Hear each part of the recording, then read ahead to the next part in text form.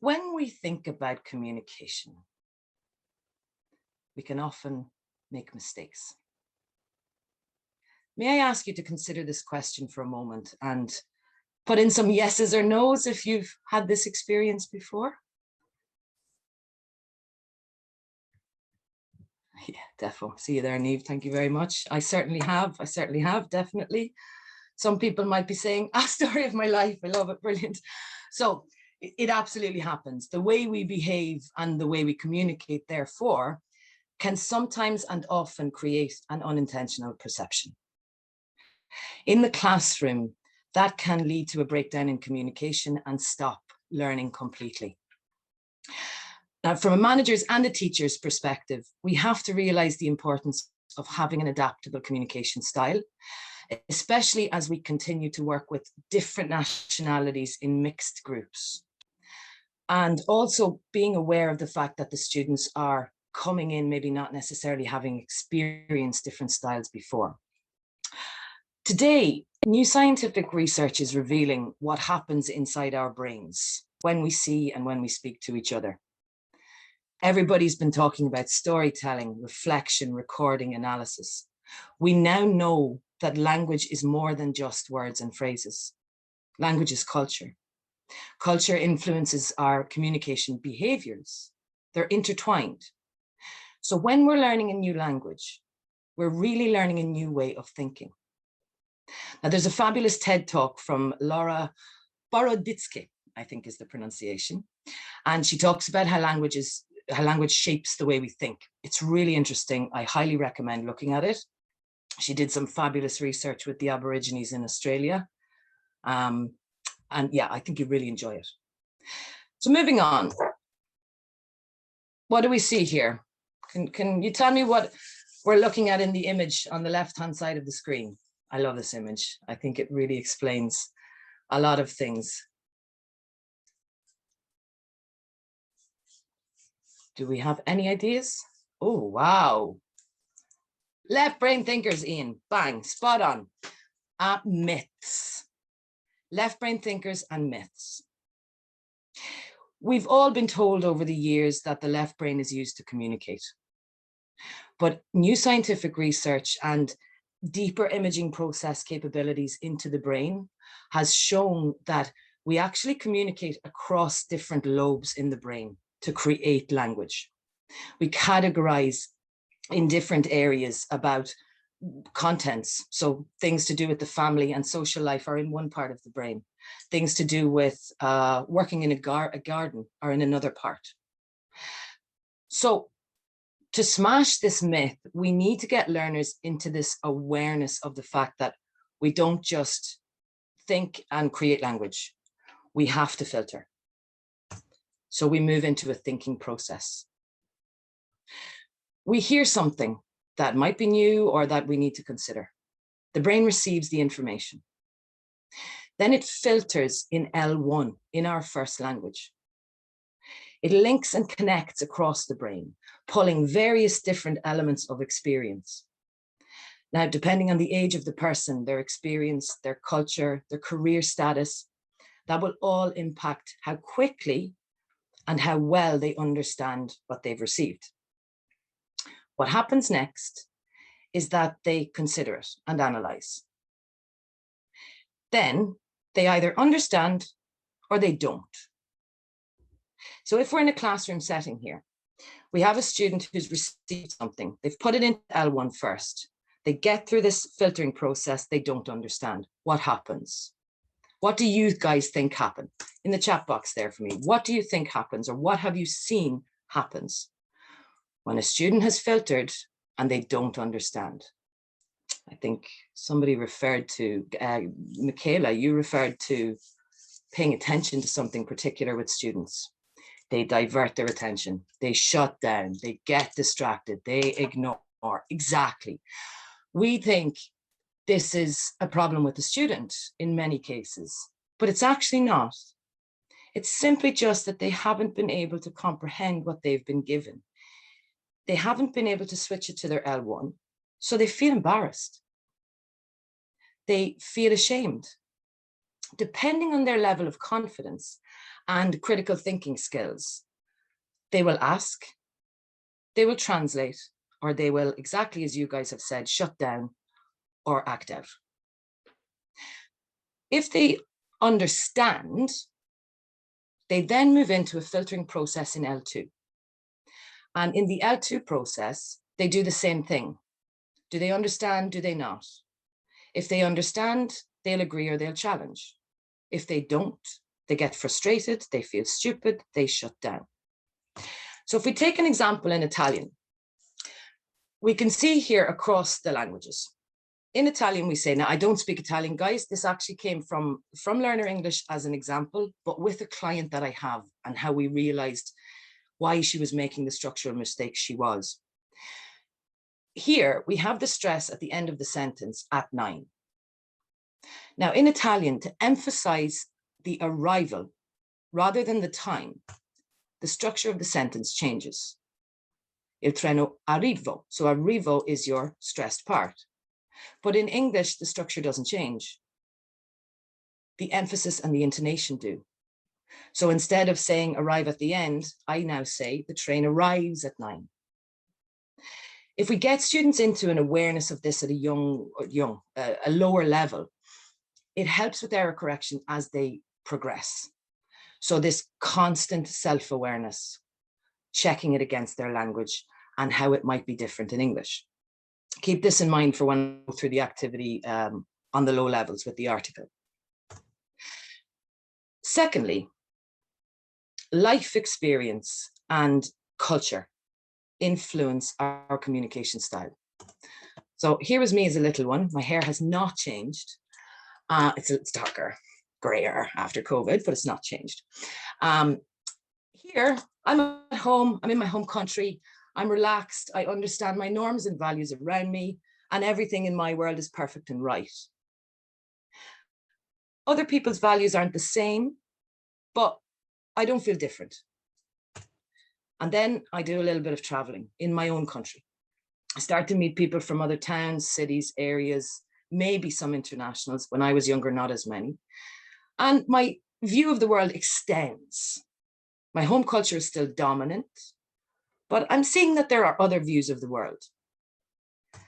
In the next stretch of my life, I go and I live in China and the outback of Australia and different cultures that I would never normally have experienced.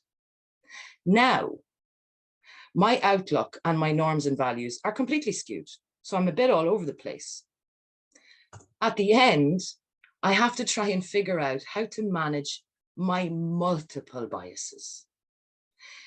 They are coming from all of my different life experiences in different countries, the cultures and families that I've lived in, what my friends do, what my colleagues do, what my counterparts do.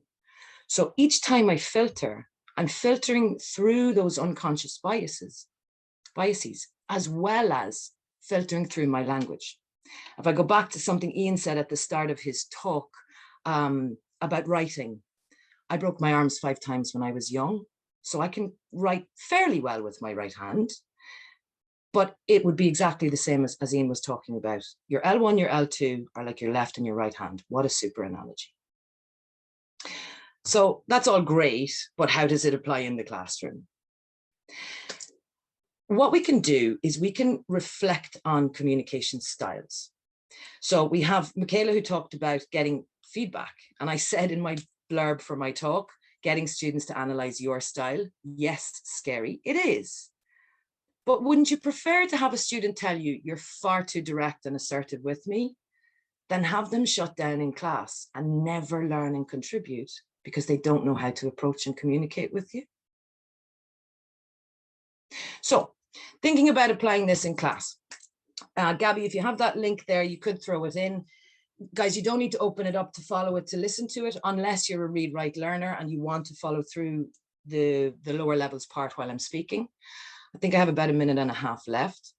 So very quickly and briefly, this is the article. There's a lot of stuff in here at the top. You don't need to use this. Oh, sorry, can people see this? Yeah, I didn't check there. Yes, we can. Super. It depends on your levels, your interest, what you've driven with the class, but you don't necessarily need to touch any of this top part. Down here, we've lovely 5 different communication styles, and they're coming from a brain perspective. This has just been, proposed by this guy, Jeremy Teitelbaum. I haven't found much else about it on the internet, but it's definitely relevant and it will work with your students. So from a low level perspective, what you can do is get the students looking at it and thinking about how they could read it. So my suggestion is that you would actually get low levels to read it at home and in their own languages. Just to check there, guys, am I back to my main page? You are. I think you might just want to share your screen again. Oh, it should still as in click on the share. Yeah. Yeah, it didn't. The presentation again. I didn't actually stop, so it hasn't worked the way Martin did it there. Hello, everybody. Hey. Okay, we're back, yeah. Fantastic. Yeah, good to go. Okay, perfect. Yeah, so my suggestion is that you get them to read it in their own language at home when they're on the low levels. Now everybody's thinking probably, oh, own language, no, they'll freak. Reading it in their own language means that they can use it in a way that breaks down the fear of not understanding first. So what you do is homework in their own language, read it. Write one sentence to summarize each communication style in your own language. Translate the sentence to English. Now, I know you're again probably freaking, no, we're teaching translation skills. We're at beginner level here, guys. It's automatic that they translate anyway. So if we get them doing this, they come into class. Now, you might need to check that with them in advance to make sure that it's being done. You'll get varying degrees of, people doing it. In the class, board one of their sentences in their own language. Get them to put the English underneath. If you've mixed nationalities, a few different examples. Then together, analyze the differences between the structures in the English sentence and their sentence structures coming into English from their languages. What should happen then is you say, so what's the difference now? What might happen in English? I wrong speak, teacher. Yes, maybe you wrong speak. But bringing in that awareness will allow them, as I think Gabby said, to start seeing those little tweak differences between the languages. With higher levels, you can do a hell of a lot more. So I hope that you'll find the document useful. It gives a lot more detail on what I've just said here in terms of using it in class. I hope something that I've said today has sparked a little bit of thought for you and connected with what our other speakers said. I would be delighted, if we still have time, to answer any of your questions. And I would welcome you to join my group, Phenomenal Presenters, which I have just set up. So please be patient with the posts that are coming. Thank you for listening. Thank you for being here. Fantastic, Christine. Thank you very much. I think we can copy and paste the Facebook group link onto the chat box. I'm pretty sure the attendees will be interested in doing so. And of course, we can make time for questions. Yes, quick questions. So first one, how can we apply this method in academic adult online classes to know their styles? Would you have any kind of advice in that? Academic adult online classes. So do you mean academic English, studying for university? Is that so? Whomever said it, even if you just type yes or no in the chat box or pop in a comment. Yeah. So to apply from, maybe we can have a chat about it so we can actually detail it a little bit better. But in application at university, I would do the same with the high levels. Get their interest first. Are they studying communication styles? Have they ever studied it before? Have they worked in it? What do they know? Once you bring in a little bit of the awareness and the interest, then you get them into wanting to know more about themselves. Everybody loves a quiz. So if they're not interested in reading and you can find one, find a learner or a communication style quiz online.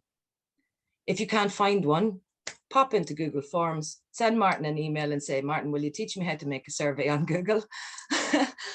Sorry, that might be a bit fast. Go into Google Forms, create your own survey on communication styles. Azra, I've also put a reflection document on my Facebook group page that actually would work very, very well with academic level students. You could definitely use that as a reflection technique and kick it off from there. Get them to bring in their own articles themselves. So I hope that helps. Thank you very much. Azra says yes, perfect. Ronaldo has a question, a last one. Do you believe the teachers have to consider knowing students' past experiences so they can overcome the fact that students might shut down? So what I'd say, I was going, yeah, and then so that they can overcome. We're not psychologists, guys. We can't take the responsibility of solving our students' past problems, but we can have compassion for them.